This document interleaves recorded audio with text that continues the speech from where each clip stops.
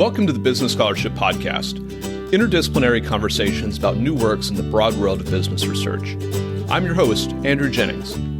If you like what you hear today, please consider subscribing to the podcast or sharing with others who might like it too. And if you have ideas for future episodes, let me know. My email address is andrew@andrewkjennings.com, and I look forward to hearing from you.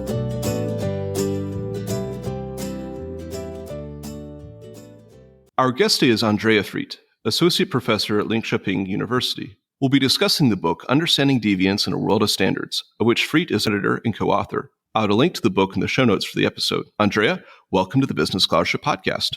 Thank you, Andrew. Every day, we are surrounded by standards. They are so ubiquitous, and I'm looking around the room right now, and I see evidence of them, artifacts of them already, but they're so ubiquitous that we don't really notice them day to day. Just to level set, to introduce this topic for the listeners, what are standards? What roles do they play in our material and organizational lives? And what's some of the history of the standards that govern our lives or affect our lives in many ways?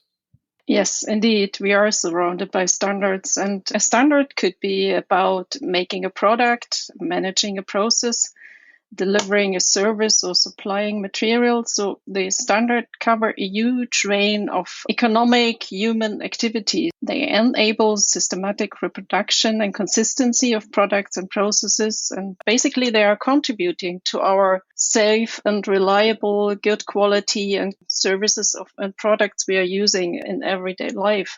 Examples could be quality management standards, which help to work more efficiently and reduce product failures. These could be environmental management standards, which help to reduce environmental impacts, reduce waste, or simply being more sustainable in, for instance, using energy. Could be food safety standards that help to prevent food from being contaminated, or IT security standards. So there are many standards that have an effect on our everyday life. But interestingly, citizens often call for standards in particular when standards are absent or when they are having negative effects on human life, safety, or the environment. Just remind on several events that happened in the past where also the public showed a huge interest in standards. For example, in 2015, the Grenfell Tower in London, which was a residential tower block in North Kensington, was affected by a severe fire where also 72 people died. And there was an ongoing question whether actually the renovated building was renovated or constructed according to fire safety standards and maintenance practices. I just recall the Rana Plaza accident, which is also known as the Dhaka garment factory collapse in Bangladesh in 2013, where a number of people died, but also scandals like the Volkswagen emissions scandal in 2015. So there are quite a number of standards that are called and recognized when actually our standards not in place or when they are violated.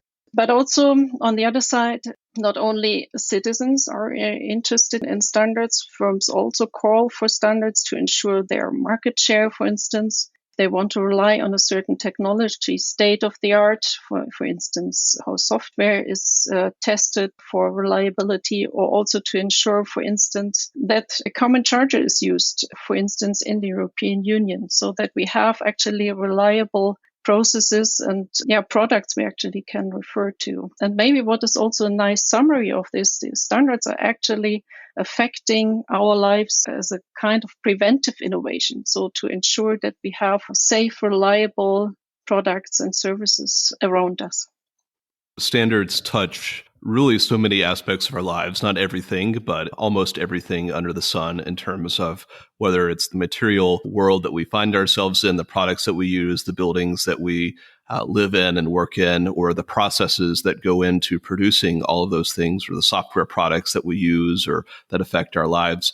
I wonder if we could talk about the origins of standards, just where they come from. You talk a little bit about a citizen impetus, but are these standards typically emerging as the result of just emergent order. They emerge and there's a convergence around them, and they aren't written down, but they are followed across a particular domain or practice. Is there intentional private ordering going on where, say, industry groups are getting together and coming up with appropriate standards for technologies or processes? Or is there state action, or is it a combination of these various origins? How do standards come about?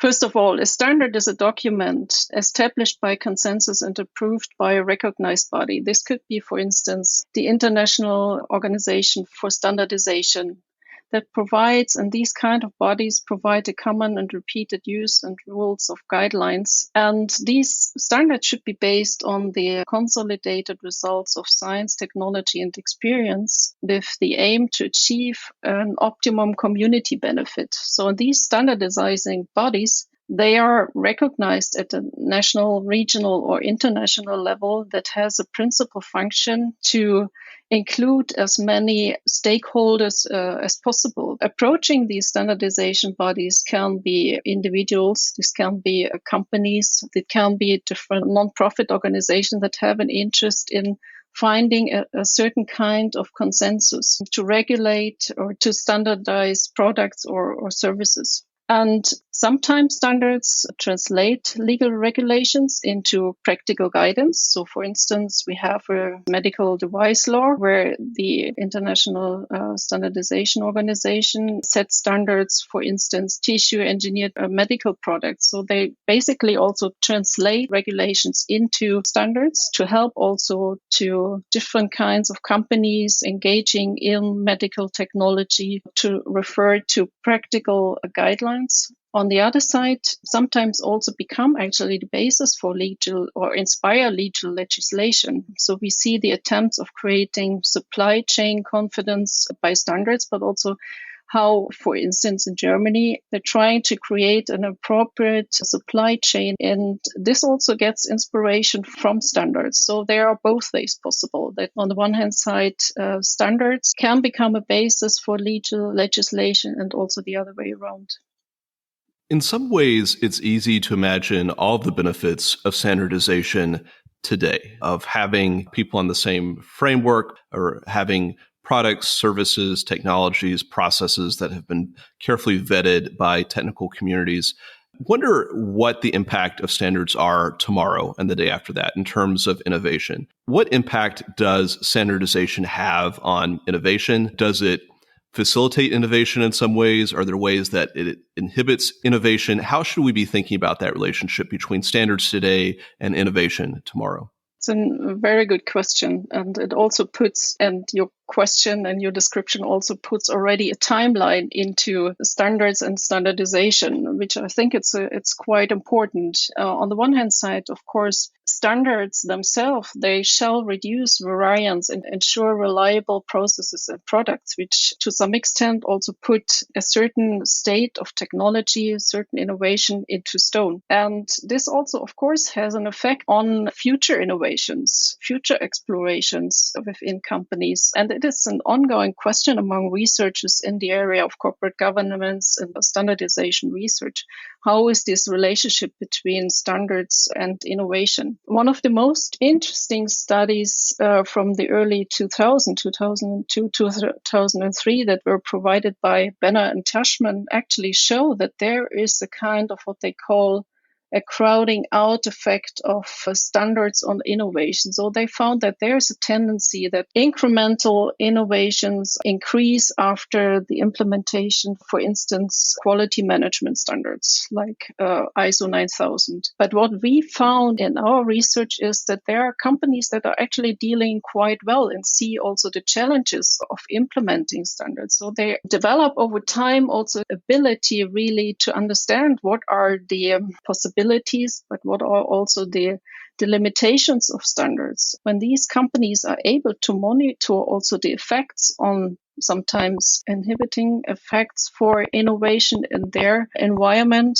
then they also might be able really to see in which ways they can actually also influence or develop standards themselves. So on the one hand side, they have the option to talk to auditors, also to explain their situation and see what in their specific situation standards might enable or might constrain. They also have the opportunity to be engaged in standardization bodies to adjust or to develop new standards. And this is what we call a kind of an ability for reflexive monitoring of the effects of standards. So the companies that don't see that standards are really set in stone, but really understand what are the limitations and what are the opportunities of standards, are actually those ones who handle this relationship between innovation and standards quite well.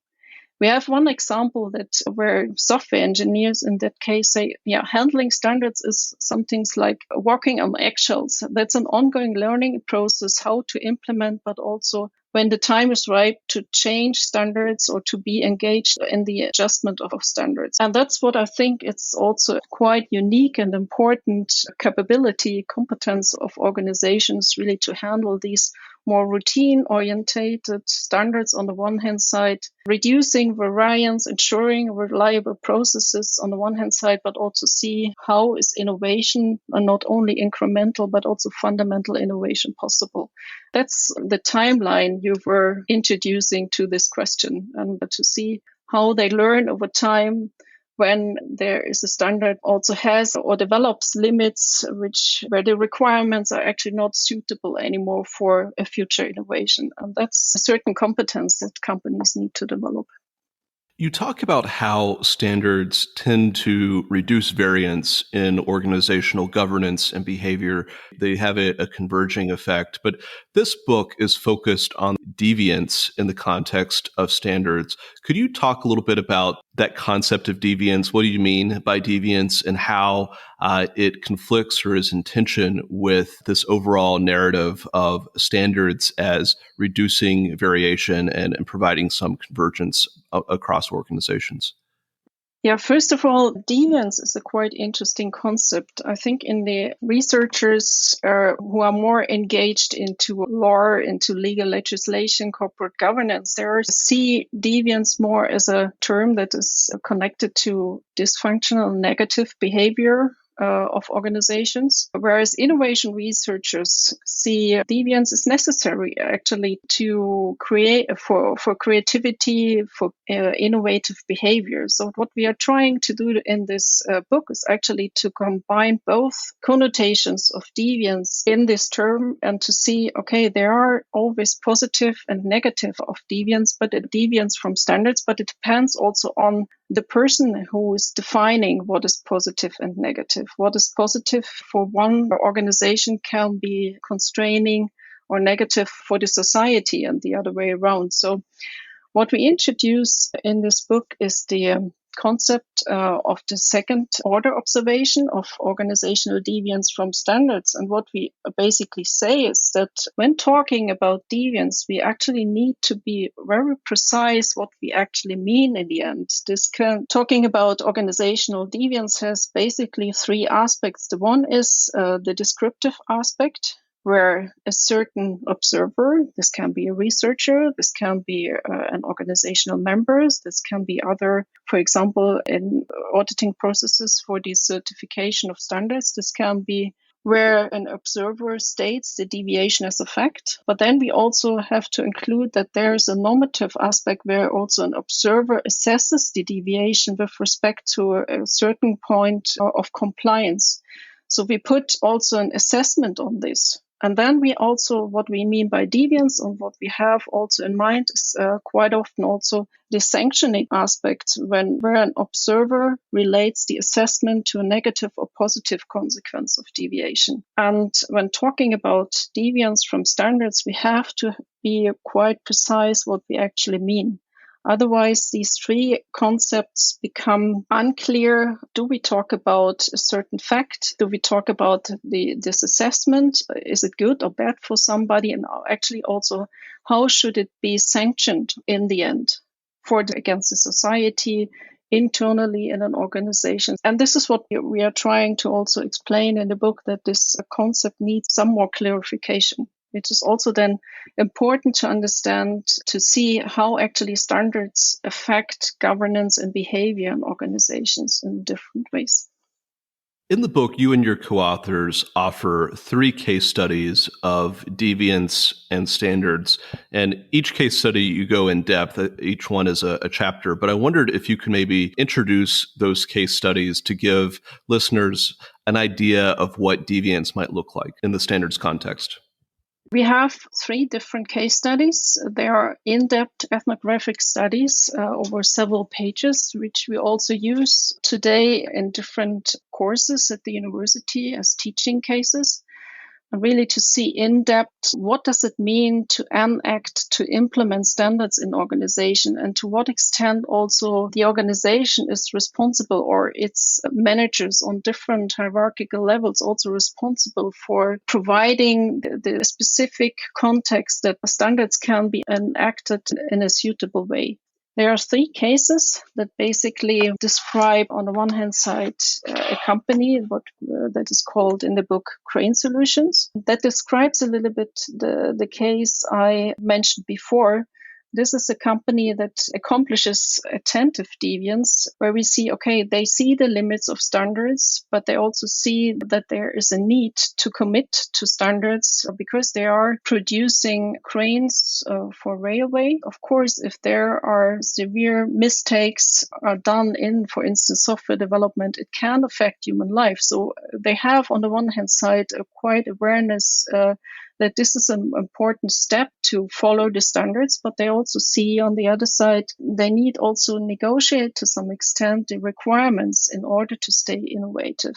And what they have is that we saw they have a quite adequate provision of resources to follow standards in terms of personnel, in terms of documentation possibilities, in terms of finding enough time also to test software in a reliable manner. So there are many aspects where they are able to actually enforce standard enactment in such a way that they, on the one hand side, see we have space where we can negotiate the requirements, but on the other side, also to see that it is important that what we are producing in the end is something where our clients, our customers can use it in a safe manner. And this is also what we see in the discussions. Standards, or the meaning of standards, is communicated. They see it as something as central and important with all their limitations for their development work. Then we had another company where we saw they're also quite committed to follow the standards in their software development. That was a case in the medical technology industry. But at the same time, we also saw that especially in software engineering, the engineers found themselves in a situation where they said, we actually overconformed to standards, which is a quite interesting case, because that's what you actually don't expect, that organizations overconform to standards. And they're saying we are quite affected by documentation, by the milestones. I said we're adding more and more steps to the process, but this is also what hinders to some extent our innovative capacity. And the engineer said, yeah, we are quite living in a kind of a comfort zone. So what their regulatory affairs unit was also quite keen on, that these are standards followed by the book. And they had also adequate resources, but hardly any discussion about what are the limitations of standards, what are the things they actually cannot develop for the future in terms of new features for their medical technology instruments. So they clearly could express that there is a limitation that was not widely discussed within the organization. And then we had a company that was creating engineering concepts for metro trains for the Chinese market. And that was in so far an interesting case, as especially the software engineers, they were really willing to follow the standards. But in the course of time, we saw in this development process, since the Chinese client was actually not really interested in that. In the end, the product or the engineering concept that was delivered to them really followed the standard. There were not enough or not as strict regulations, for instance, in the US or within Europe, how such an engineering concept and the train should be developed and also produced. So over time, we saw they understood it costs a lot of more time and resources really to follow the standards. And the software engineers actually pretty much came under pressure to create their engineering concept in a reduced manner. So they were, on the one hand side, missing resources in terms of time and personnel. They also haven't had the opportunity also to document in a certain manner. And they were all little bits and pieces where also the software engineers in the end found themselves in a situation where they thought it is on us to argue for standards. It was not the client, it was not the middle management that actually supported them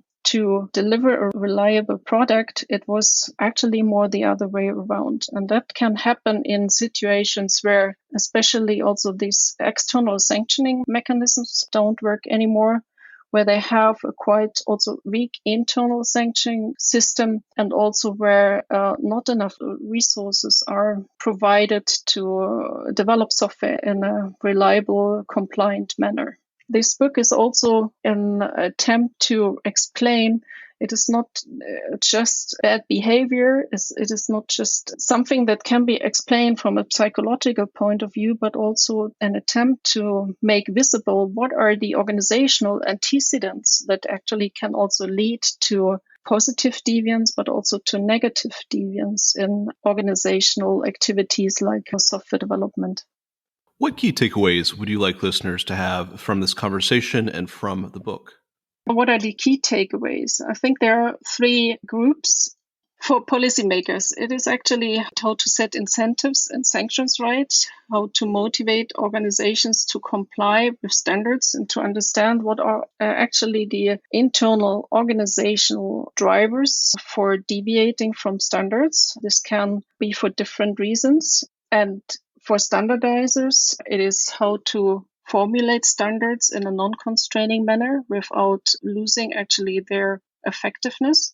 And for researchers, it is on the one hand side, the recommendation also really to look into details, to look in depth what actually happens with corporate governance rules, with standards after they are actually set up and prescribed for organizations, and to understand really what is going on inside. We are now on our way to generalize our results further for corporate governance research, which goes beyond software development and the related standards, also for other legal and quasi-legal rules. And for us, it was a very interesting journey really to, beside also the quantitative study that has been done in the field, really to look inside over many months to follow up what is the history of standards within organizations, what happens to them, and what are also the challenges nowadays to deal with standards in a world where many standards are available, needs to be followed, and have such a strong effect on everyday life. Our guest today has been Andrea Fried, Associate Professor at Linköping University. We discussed the book, Understanding Deviance in a World of Standards, of which Fried is editor and co-author. I'll add a link to the book in the show notes for the episode. Andrea, thank you for joining the Business Scholarship Podcast. Thank you. Thank you for listening to another episode of the Business Scholarship Podcast. If you like what you heard, please consider subscribing to the podcast or leaving a rating on your favorite podcast app, or let other people know about it too. If you have suggestions for future episodes, please let me know. My email address is andrew@andrewkjennings.com, and I look forward to hearing from you. Until the next time, I'm your host, Andrew Jennings.